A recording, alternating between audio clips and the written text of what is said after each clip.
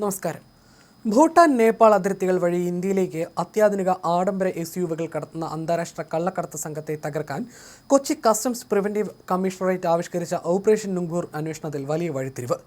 Cinema താരങ്ങളെയും വ്യവസായികളെയും കേന്ദ്രീകരിച്ച് കേരളത്തിൽ നടന്ന സാധാരണ ഒരു നികുതി വെട്ടിപ്പ് കേസ് എന്നതിനപ്പുറം അസം മോട്ടോർ വാഹന വകുപ്പിലെ ഉന്നത ഉദ്യോഗസ്ഥരും അന്താരാഷ്ട്ര കള്ളക്കടത്ത് മാഫിയയും തമ്മിൽ ഒത്തുകളിച്ച രാജ്യവ്യാപകമായ വൻ തട്ടിപ്പിന്റെ വിവരങ്ങളാണ് കസ്റ്റംസ് ഇപ്പോൾ പുറത്തുവിട്ടിരിക്കുന്നത്.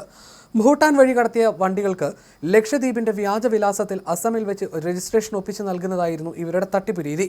കേസിന്റെ അന്വേഷണത്തിനിടയിൽ കസ്റ്റംസ് സംഘത്തിന് ലഭിച്ച സമാന്തര വിവരങ്ങളുടെ അടിസ്ഥാനത്തിൽ അസമിലെ ബോംഗൈഗാവ് പോലീസുമായി ചേർന്ന് നടത്തിയ നീക്കത്തിലാണ് ഞെട്ടിക്കുന്ന വിവരങ്ങൾ പുറത്തു വന്നത്.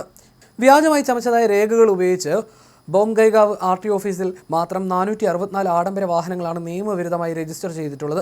ഇതിൽ ഭൂരിഭാഗം വാഹനങ്ങൾക്കും ആദ്യ രജിസ്ട്രേഷൻ കേന്ദ്രഭരണ പ്രദേശമായ ലക്ഷദ്വീപിലാണെന്ന വ്യാജരേഖകളാണ് ഇവർ ഉണ്ടാക്കിയെടുത്തത്.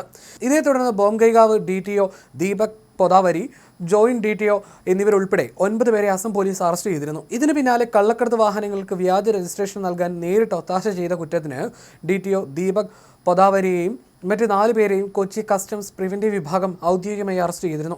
ഭൂട്ടാനിൽ നിന്നും നേപ്പാളിൽ നിന്നും അതിർത്തി കടത്തി ഇന്ത്യയിലെത്തിക്കുന്ന വൻകിട SUV-കളുടെ കള്ളക്കടത്ത് നിയന്ത്രിക്കുന്നത് ബിശ്വദീപ് ദാസ് എന്ന കിങ് പിൻ ആണെന്ന് കസ്റ്റംസ് സ്ഥിരീകരിച്ചു.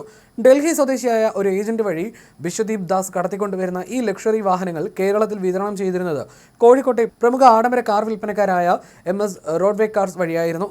ഈ സ്ഥാപനത്തിന്റെ പങ്കാളിയായ സൈൻ മർവ അന്താരാഷ്ട്ര കള്ളക്കടത്ത് സംഘങ്ങളുമായി നേരിട്ട് ബന്ധം പുലർത്തുകയും ഭൂട്ടാൻ വഴി വരുന്ന വാഹനങ്ങൾ കേരളത്തിലെ VVIP-കൾക്കിടയിൽ വിതരണം ചെയ്യാൻ നേതൃത്വം നൽകുകയും ചെയ്തു. കഴിഞ്ഞ ദിവസം കസ്റ്റംസ് പ്രിവന്റീവ് വിഭാഗം കേരളത്തിന്റെ വിവിധ ഭാഗങ്ങളിൽ നടത്തിയ മിന്നൽ റെയ്ഡിൽ ഇത്തരത്തിൽ കടത്തിക്കൊണ്ടുവന്ന 7 അത്യാധുനിക SUV-കൾ പിടിച്ചെടുത്തിരുന്നു. ഏകദേശം 1.5 കോടി രൂപയിലധികം കസ്റ്റംസ് ഡ്യൂട്ടി വെട്ടിച്ച് കടത്തിയ ഈ 7 വാഹനങ്ങളുടെ ഇടപാടിൽ നേരിട്ട് പങ്കാളിയാണെന്ന് വ്യക്തമായതോടെ സൈൻ മർവയെ ഈ വർഷം മെയ് 14 കസ്റ്റംസ് ആക്ട് 1962 പ്രകാരം കൊച്ചി കസ്റ്റംസ് ഓഫീസ് അറസ്റ്റ് ചെയ്തിരുന്നു. ഇയാളെ ചോദ്യം ചെയ്യുന്നതിലൂടെ കേരളത്തിൽ ഈ വണ്ടികൾ വാങ്ങിയ പ്രമുഖരുടെ കൂടുതൽ വിവരങ്ങൾ ലഭ്യമാകും. ഈ അന്താരാഷ്ട്ര റാക്കറ്റുമായി ബന്ധപ്പെട്ട് കൊച്ചിയിൽ നടന്ന മറ്റൊരു നിർണായക റെയ്ഡിൽ നടൻ ദുൽഖർ സൽമാൻ കേന്ദ്ര കഥാപാത്രത്തെ അവതരിപ്പിച്ച ലക്കി ഭാസ്കർ എന്ന സിനിമയിൽ ഫീച്ചർ ചെയ്ത വൻ വിലമതിപ്പുള്ള നിസാൻ പെട്രോൾ എന്ന SUV-യും കസ്റ്റംസ് കസ്റ്റഡിയിലെടുത്തു.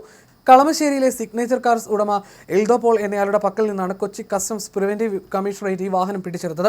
ഈ വാഹനം ഭൂട്ടാൻ നേപ്പാൾ അതിർത്തികൾ വഴി ഇന്ത്യയിലേക്ക് പൂർണ്ണമായും നിയമവിരുദ്ധമായി കടത്തിക്കൊണ്ടുവന്നതാണെന്ന കൃത്യമായ വിവരത്തിന്റെ അടിസ്ഥാനത്തിലായിരുന്നു കസ്റ്റംസ് നടപടി.